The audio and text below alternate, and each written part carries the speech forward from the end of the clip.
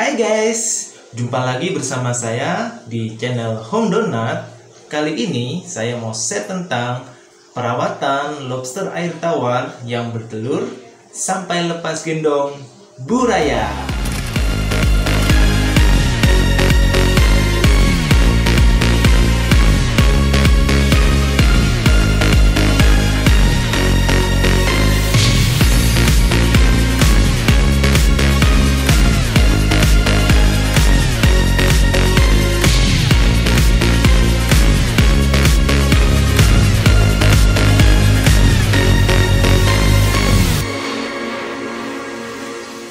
Baiklah teman-teman, khususnya yang baru memulai budidaya lobster air tawar, sebelum masuk ke poin, ada beberapa hal yang perlu teman-teman pahamin, di mana ada namanya fase lobster air tawar yang sedang gendong telur ini membutuhkan waktu sekitar 6-7 minggu lamanya untuk mengeram telur sampai lepas gendong buraya.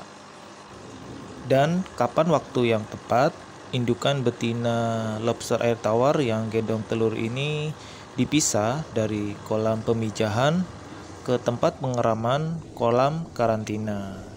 Supaya teman-teman lebih paham, tonton terus ya video berikutnya. Ini contoh indukan lobster air tawar yang bertelur usianya 1 bulan atau 4 minggu. Seperti ini teman-teman, contoh warna telurnya, ciri-cirinya warna orange, ada bintik hitam kecil-kecil. Kalau usianya sudah sebulan, telurnya udah jadi semua. Jadi lebih aman kalau indukan lobster ini dipisah dari kolam pemijahan, dipindah di kolam karantina. Misalkan ketika dicek di kolam indukan pemijahan, ternyata ada 10 ekor indukan betina yang gendong telur, sebaiknya teman-teman seleksi lagi mana indukan lobster yang sudah waktunya di karantina dan mana indukan lobster yang belum waktunya di karantina. Jika dicek ada indukan yang warna telurnya kuning pucat atau warna hijau, biasanya usia telur sekitar 1 minggu sampai 2 minggu. Itu sebaiknya dibiarkan dulu di kolam indukan pemijahan, karena jika terlalu cepat dipisah, telur yang digendong indukan masih banyak yang kosong dan belum maksimal dibuahi oleh pejantan, sehingga indukan betina akan mudah stres dan berisiko rontok. Hal tersebut berlaku untuk lobster air tawar yang bertelur jenis red claw atau lobster konsumsi. Berbeda dengan jenis lobster air tawar hias Papua. Berdasarkan info yang saya dapat dari kenalan saya yang lebih pengalaman, untuk warna telur lobster hias Papua dari masa pengeraman sampai lepas gendong buraya berwarna hitam atau tidak ada perubahan warna telur. Pertanyaannya, kapan waktu yang tepat indukan lobster hias Papua yang bertelur ini untuk dipindah ke tempat pengeraman ya? Jawabannya, ketika telur sudah maksimal dibuahi dan menetas berubah menjadi buraya, kurang lebih usianya sama sekitar 1 bulan. Terus bagaimana treatment indukan lobster air tawar yang bertelur sampai lepas gendong buraya ya? Berdasarkan pengalaman yang sudah pernah saya lakukan dari bulan Agustus 2019, saya memulai budidaya lobster sampai sekarang bulan November 2022. Sudah nggak terasa 3 tahun jalan guys. Ya lumayan, banyak pengalaman baik suka maupun duka, juga ilmu yang bisa saya sharing. Tujuannya agar teman-teman khususnya yang baru memulai budidaya lobster air tawar bisa meminimalisir terjadinya resiko kesalahan. Ada 3 cara yang sudah pernah saya lakukan untuk merawat indukan lobster air tawar yang gendong telur sampai lepas gendong buraya. Yang belum saya lakukan itu di luar konteks ya guys. Yang pertama, teman-teman bisa siapkan wadah apa saja untuk tempat pengeraman indukan lobster yang bertelur. Kemudian isi air setinggi 7-10 cm dengan aerator menyala, dan agar indukan lobster tidak mudah stres, jangan lupa dipasang shelter sebagai tempat persembunyian. Untuk indukan yang bertelur diberi pakan secukupnya saja, sehari sekali di sore hari. Jika besok paginya ada sisa pakan, segera cepat dibersihkan agar kualitas air tidak mudah rusak. Setelah buraya yang digendong indukan sudah lepas semua, langkah yang harus dilakukan berikutnya adalah memindahkan buraya tersebut ke kolam bibit pembesaran. Oh ya, yang perlu teman-teman pahami, pada saat usia belum seminggu, biasanya buraya akan memakan mikroorganik yang ada di dalam air. Jadi baru saya beri pakan pada saat buraya usianya setelah 1 minggu. Biasanya saya beri pakan cacing sutra atau pelet tenggelam yang ukurannya starter pertama untuk lobster air tawar. Supaya kualitas air tidak mudah rusak, hindari pemberian pakan yang berlebihan. Sebagai pakan cadangan, teman-teman bisa berikan daun ketapang kering. Pada saat air diberi daun ketapang kering, biasanya akan berubah warna menjadi kecoklatan. Dan jika lapar, daun ketapang kering tersebut yang ada di dalam air akan dimakan oleh lobster air tawar. Sekarang kita masuk ke poin berikutnya, yaitu cara pengeraman kedua. Menurut saya, cara ini cukup efektif. Hanya saja teman-teman memerlukan beberapa wadah disesuaikan dengan jumlah lobster air tawar yang bertelur. Bisa gunakan wadah apa saja, yang penting ada lubang kecil yang nantinya hanya bisa dilalui oleh buraya yang sudah turun gendong ke kolam bibit pembesaran.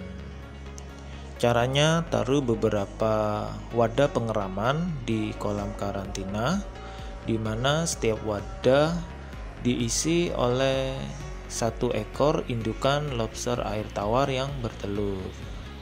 Agar indukan tidak mudah stres dan tidak manjat, sebaiknya diberi shelter dan diberi tutup. Kemudian siapkan shelter di kolam bibit pembesaran.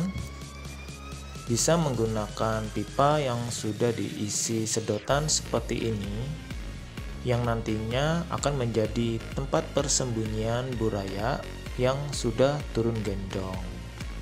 Ketika dicek burayanya sudah turun sebanyak 30%, teman-teman bisa bantu rontokan seperti contoh yang ada di video ini.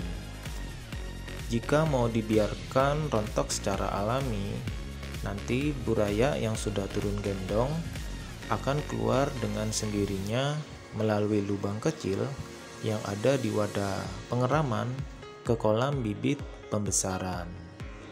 Sekarang kita masuk ke poin ketiga, yaitu dengan cara pengeraman massal. Biasanya cara ini saya gunakan ketika indukan lobster air tawar yang bertelur di tempat saya ini jumlahnya banyak, yaitu dengan cara menyiapkan kolam karantina untuk pengeraman, kemudian isi air setinggi 7-10 cm yang sudah diendapkan minimal 24 jam dengan aerator menyala maupun dengan pompa air. Tujuannya agar menghindari perubahan air secara mendadak dan indukan lobster yang bertelur tidak mudah stres ketika baru dipindahkan dari kolam pemijahan ke kolam pengeraman. Jika teman-teman menggunakan shelter yang baru dan belum pernah dipakai, sebaiknya shelter tersebut dicuci dan direndam terlebih dahulu minimal 24 jam. Tujuannya agar terhindar dari zat yang menempel dan membahayakan lobster air tawar, baik indukan maupun buraya. Biasanya sekitar 1 minggu sampai 2 minggu, indukan yang sudah melaksanakan tugas yaitu menurunkan semua buraya yang digendong akan molting atau ganti kulit. Memang tidak semuanya, karena semakin besar ukuran indukan, ganti kulitnya akan lebih lama. Biasanya ukuran indukan yang 4 inci sampai 5 inci setelah melaksanakan tugas menurunkan semua buraya yang digendong akan ganti kulit. Sedangkan indukan yang ukurannya 6 inci ke atas, misalkan 7 inci, itu belum tentu ganti kulit. Jika di kolam pengeraman massal sudah terlihat banyak buraya yang sudah turun gendong, sebaiknya teman-teman cek mana indukan yang perutnya sudah kosong, kemudian pindahkan indukan tersebut ke kolam karantina sampai ganti kulit. Sekitar 1-2 hari, biasanya cangkangnya sudah keras, baru pindahkan indukan tersebut dari kolam karantina ke kolam pemijahan indukan. Pada saat buraya yang ada di kolam bibit pembesaran ini bertambah besar, usianya sekitar 1 bulan sampai 2 bulan, teman-teman lakukan breeding karena pertumbuhan bibit lobster air tawar ini tidak sama.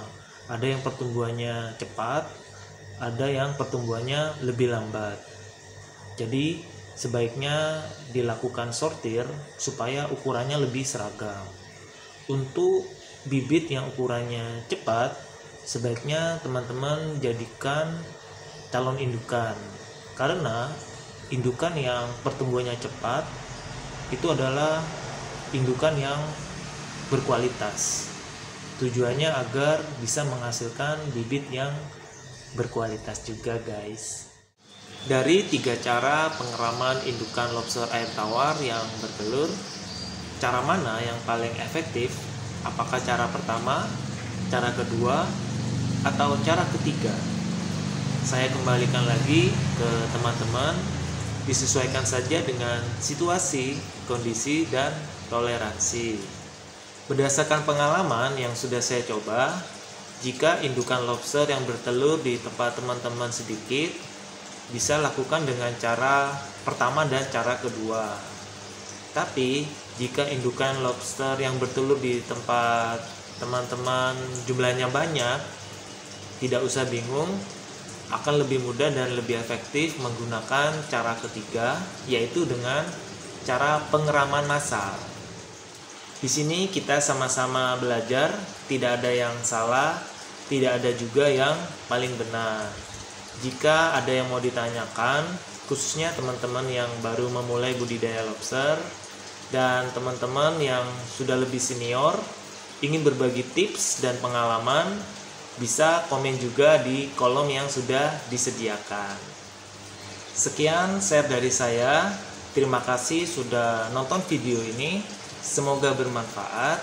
Buat teman-teman yang baru bergabung, jangan lupa support channel ini dengan subscribe, komen, like, dan share. Diaktifkan juga lonceng notifikasi untuk video terbaru. Semoga kedepannya teman-teman bertambah sukses, sehat selalu, dan salam satu hobi, salam capit, lobster air tawar.